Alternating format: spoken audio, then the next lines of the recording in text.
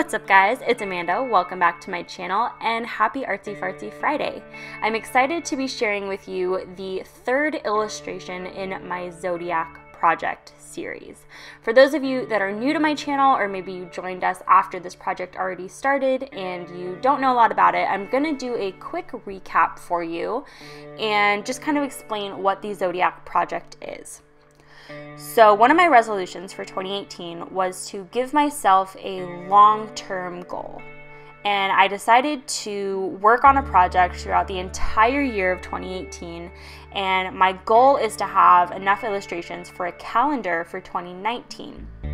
I wanted the calendar to have a theme, and I wanted there to be some consistency, and I wanted to challenge myself in a lot of different ways. So I decided to make the Zodiacs a calendar. Basically, I mean, I'm sure you could guess that by the title. But as some of you may be thinking, the Zodiacs don't perfectly line up with the months of the year. There usually ends up being 2 Zodiac signs in each month. So I basically decided to design 12 characters representing the 12 Zodiac signs, and each of the months of this calendar would have 2 of the characters. So for the month of January, I featured the character Capricorn and the character Aquarius. For February, I featured Aquarius again and then introduced Pisces. And now for the month of March, I'm introducing Aries and featuring Pisces again. That way I represent both signs for the month of March. And I'm doing this on an 11 by 14 piece of Bristol board, and I'm coloring it with Copic markers.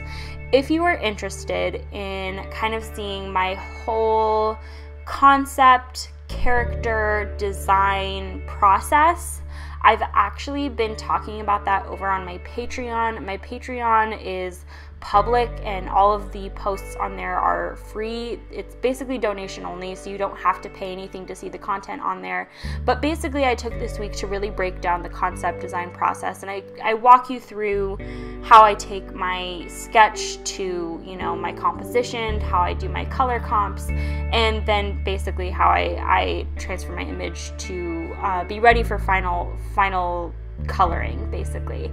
I word it a lot better on the post over there, so if you want to check that out, the link is down below. Obviously donations and patrons are well appreciated, but by no means are they expected. So yeah, but I always have that link down below if you guys are interested.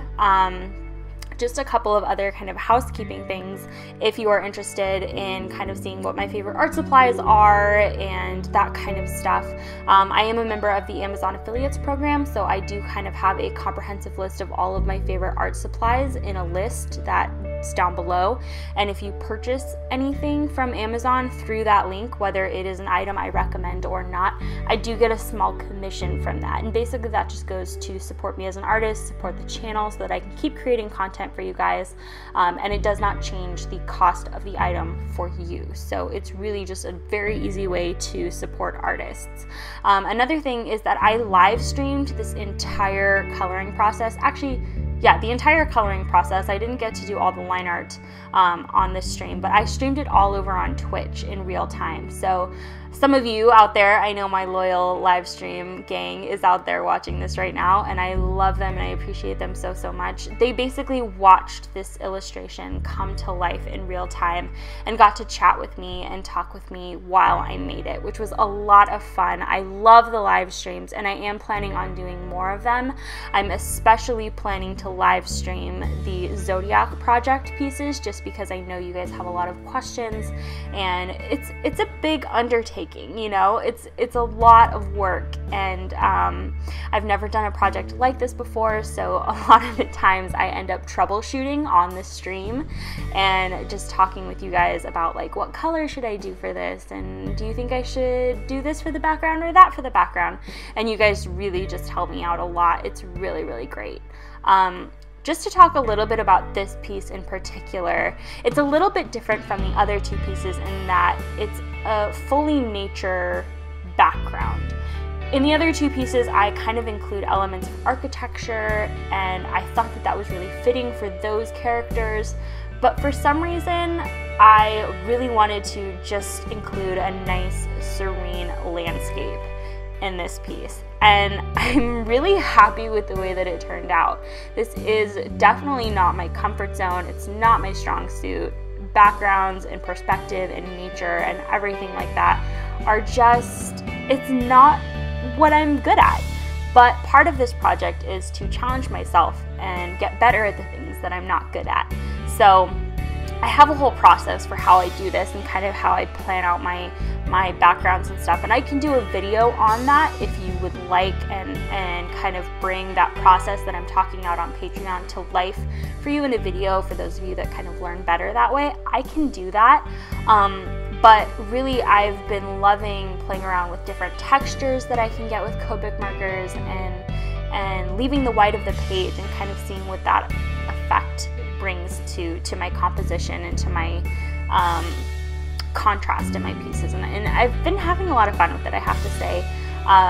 I've learned a lot just kind of passively over the years from watching YouTube and just observing other artists and seeing their artwork online. You do absorb a lot of knowledge passively, but putting it into practice when you've learned something passively can be kind of hard sometimes.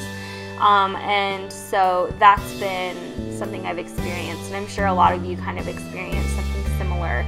Maybe you just haven't thought of it that way, but let me know down below if you kind of feel the same way. But anyway, I felt a little bit like Bob Ross in this piece, right? Because happy trees, mountains, landscapes, I just had my own little Bob Ross moment, and I have not had a Bob Ross moment because I don't normally do landscapes and stuff. But yeah, so Aries is the first fire sign in the Zodiac, so far that I've designed and that I've colored, and she was a lot of fun. She looks very different from the initial concept that I came up with. I don't know, I had originally pictured her as just having more of an Asian descent, and I thought that was cool, and I definitely have characters that I want to kind of embody that later on in the Zodiac series, but there was something about this fire element that I couldn't stop myself from giving her red hair and freckles. I couldn't. I wanted her to look like Shirley Temple, and I know maybe it's a trope or maybe it's low-hanging fruit, but I just had to do it. It was so much fun, and I couldn't help myself. What can I say? It contrasts really nicely with the greens in the piece, and it just really pulls all that attention to her, and I think that's really fun. So yes, Aries is a redhead. I love the way that she came out. I think that she came out really cute and fun, and kind of the characteristic that I wanted her to embody was kind of flirty, and I think that I achieved that. And then obviously Pisces, the water sign, the fish sign, there's not a lot of similarities between these two characters, but I thought that was kind of fun, that they could still coexist in the same environment and look like they're getting along. I think that's really cool. I'm excited for a lot of the other illustrations that I'm going to get to do with fire and water signs, just because I love that dynamic. The duality of it is so cool. But I kind of wanted to take it easy with this one, and it's only the third month of the year. I still want everything to be very calm and serene, but I do have some plans for some more involved and intense pieces later in this series, so you will have to subscribe and stay tuned if you want to see all of these. Also, I've been posting close-ups and everything over on my Instagram. I am trying to be more active on Instagram these days, just because I'm trying to get the algorithm to favor me, so that way you guys see my posts when I do post them. So go ahead and follow me over there too. All of my social media is always down below, and I post everywhere pretty regularly. If you want to purchase this artwork as a print, I know I'm talking a lot about purchasing and that kind of stuff. Don't get too hung up on it. But for those of you that are liking this series so far and you want to purchase a print of this, I have an 8.5 by 11 print available of it over on my store Envy. And for those of you that want a larger print, I would recommend going through Redbubble, just because I feel like their larger print quality is something I'm more confident than my own ability to print at a larger scale. But I'm confident in printing smaller pieces, the largest being a 9 by 12. so I have, like I said, the 8.5 by 11 version available on my store Envy, which is linked down below, and it's only accessible through that direct link. So if you go to storeenvy.com and try and search my name, my store won't come up. So it's only available through the link down below. And then Redbubble, you can just search me and whatever. So yeah, gosh, we're nearing the end of the video. I'm doing the line art now. This is where everything kind of comes together and looks really polished. I'm hoping that for future Zodiac pieces, I can do the line art first before the coloring. I'm still kind of working out the kinks, but I want to make these pieces available as free line arts for you guys to color. I just think that would be kind of a fun way to get you guys more involved in this series. I love the level of involvement so far. You guys have been so great. But just, so you guys can try your hand at coloring these characters for yourself, and how you envision them maybe is different than how I envision them. Also, just one more final note, because I don't remember if I said this in the last piece, but the constellations for each of these characters is hidden somewhere throughout the piece. So comment down below if you see where the Aries constellation is hidden. I was a little bit sneaky this month. But yeah, that is pretty much it for me today. Thank you so much for watching, and I will see you guys next week with a brand new video. But until then, have a wonderful weekend and take care of yourselves. Bye!